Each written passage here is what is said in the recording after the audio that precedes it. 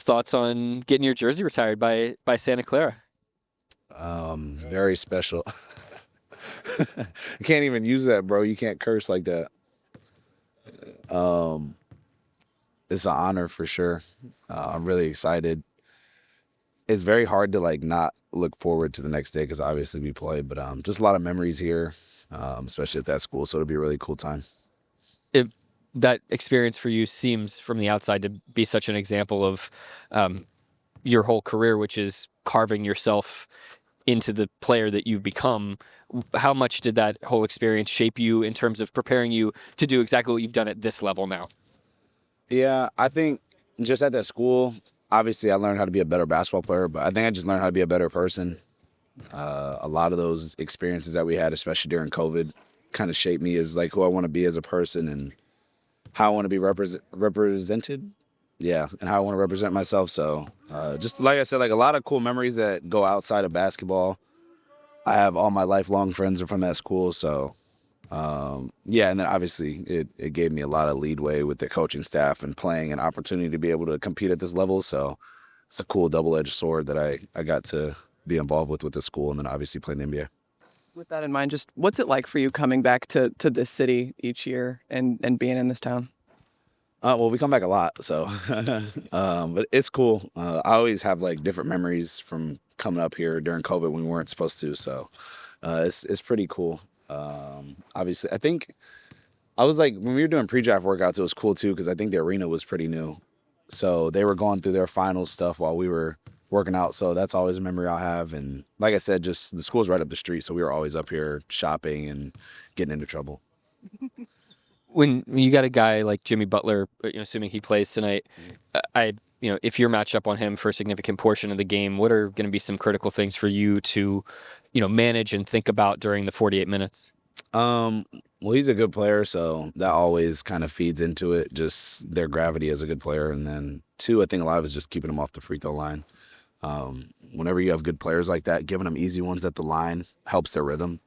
You saw it last game with Portland, like having Denny out there getting as many free throws as he did, it just adds to the level of difficulty to guard those guys. So I think the more we can stay out of foul trouble and use all five to guard them, I think we'll be good. You guys are down a couple of guys again tonight, and nothing new for this team. But what have you noticed just about the depth of this group, especially what you saw while you were out? You said it. Just we are a deep team. We have a lot of guys that are ready to play a lot of different positions. I think everybody kind of takes it as a challenge, like next man up mentality, and that seems to be the case we've had for the past 2 years where somebody's in and somebody's out. So hopefully we get everybody healthy, but for now we can make do with what we have.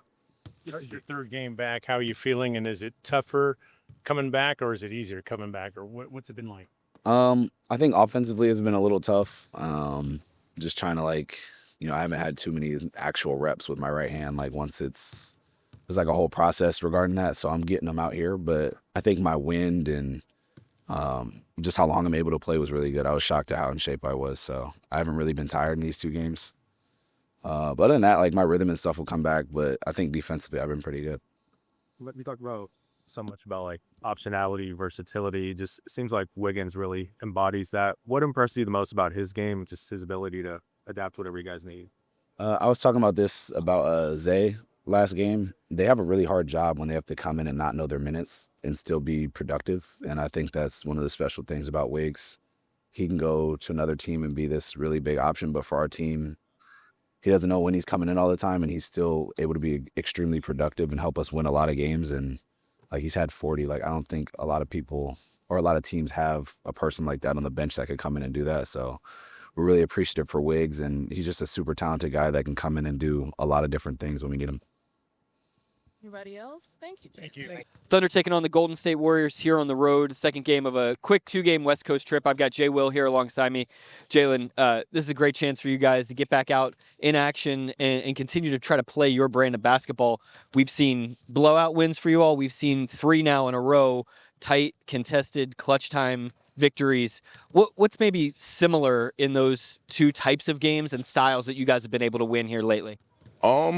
Really, I think just the way that we play. I think that we don't change regarding on who we play. It doesn't matter what the score is or what quarter it is. We always try to play the same way, same brand of basketball. And I think if you continue to play that way, no matter the game that we're in, it helps carry it over to the end of the year and the games that matter the most. As a team, it seems like the defense is the most consistent thing night in and night out, and you're averaging 10 points fewer for your opponents than league average. I mean, just a ridiculous number. What's really tight about the defense right now in terms of just the shell, the communication, and the consistency of it? Yeah, just guys playing together, chemistry. I think with defense, the biggest thing is effort, and you have a bunch of guys that are willing to go out there and give the most effort they can to leave it all out on the defensive side of the floor. Last handful of games, you have 21 deflections. You got a bunch of blocks. You've got charges taken. What's working for you just in terms of your awareness, your timing on the defensive end? Yeah, just trying to be active. When I'm out there on the court, I'm out there with 4 great defenders, so they make my job really easy. I really don't have to do much, but just trying to be active for those guys, be loud for those guys, and I have fun competing. And on the defense side of the floor, we have 5 guys that love to compete, and it's just super fun to be out there doing that. And then offensively, kind of over that same time frame, about 50% from the three-point line for you.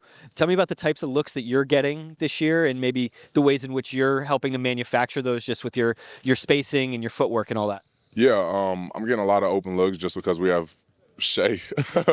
we have Shea. We have He helps. We have a bunch of great on-ball scores, so I'm getting great looks, and then trying to make my shot quicker throughout the year. I know guys are closing faster. They know that I want to shoot that 3 ball, so trying to become quicker from the 3-point line, shoot that 3 ball quicker has been an emphasis for me. Yeah, Mark said that they've really been emphasizing that pump fake, 2-dribble, fadeaway baseline jumper for you, right? Yeah. Every now and then I like to show that I have that, but yeah, we're definitely working on it. Tell me about this Warriors team. Obviously, they're shorthanded a little bit. No Steph Curry, that just changes so much. But when you look at some of the veteran guys that they have, and Jimmy Butler and Draymond Green, obviously very formidable team coming at you. Yeah, every team in the NBA is a great team. Every guy in the NBA is a great player. So regardless of who's playing for them or not, we have to go out there and play our brand of basketball and treat it like it's any other game. And when we go out there and we control, it puts us in the best position to be our best self. So much of that, it seems like, against these guys specifically, is the physicality in winning that initial battle and making sure that tone is being set. It's easier for me to say than to actually do. What actually goes into that?